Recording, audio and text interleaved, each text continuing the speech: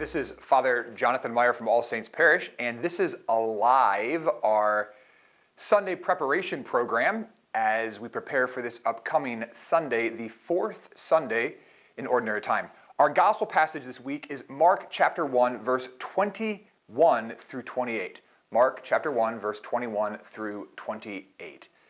In this passage, Jesus is in Capernaum, which will be really the center of his ministry in the Galilee region. Capernaum was a town based and rooted off the industry of fishing. And it says that Jesus went into the synagogue on the Sabbath. So I think there's always a great little question there. It's like, Jesus kept holy the Sabbath. How do you keep holy the Sabbath? So it's just like a really no-brainer right then and there. What does your Sabbath look like? What does your rest look like?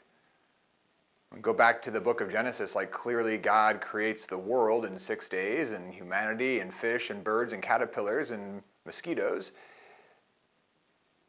But then he rests. But as we know, God doesn't need to rest because he's God. He rests to teach us to rest. Jesus is doing the same here in this passage. He went into the synagogue on the Sabbath to rest. Did Jesus need to rest? No, he didn't need to rest because he was God as well, because he is God. So how do you rest?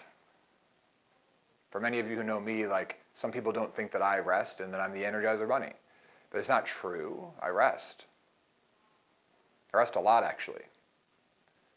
I try every day to spend 2 hours in silence. I do what I can to take care of my body physically, and I go on 2 retreats a year, things of these sorts, but I've created a routine in my life of rest.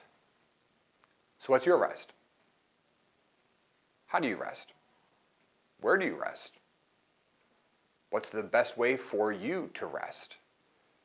If we want to be like Jesus, we need to honor the Sabbath. Now, right now, in the midst of course, COVID-19 and the attendance at Mass and the obligation being lifted, and for many people that being not a good decision right now, depending where they're at physically. So resting is going to look different right now than it might have looked a year ago, or that it might look in a year from now. But nonetheless, we're called to honor the Sabbath. I was so impressed and moved when we went into lockdown last year, how people genuinely built shrines in their homes and reclaimed the Sabbath as a day of rest for their family. How are we doing with that right now? Has the Sabbath rest disappeared? Let's do what we can to be just like Jesus, as we read today in Mark chapter 1, verse 21 through 28, and to go and to rest on the Sabbath. Let's look at our questions for this upcoming Sunday. As a reminder, these questions can be found at allsaintscatholic.net. You can also find them, if you're following us on YouTube, in the description of this video down below. But here are the questions. What's the message in today's gospel passage? What's the good news in this passage? What's one thing that you can do to act upon this biblical passage?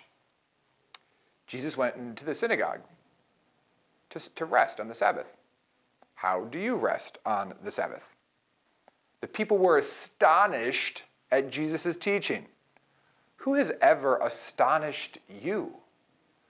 A little question around that, who is a preacher that's touched your heart? Who is a preacher who has touched your heart? That's a great question right there. The demons know who Jesus is. So demons know who Jesus is.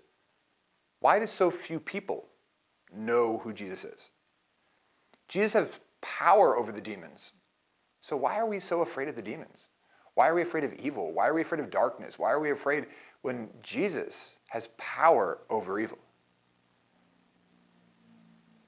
And who can help the fame of Jesus spread? Clearly, we see a great work of evangelization in this weekend's gospel passage. What's some ways that we can spread the good news and let the kingdom of God be known here on earth so that more people can go to heaven?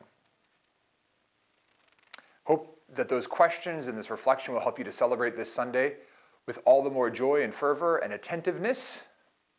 If you like today's video, please share it with a friend, and let's have a beautiful celebration of this upcoming Sabbath.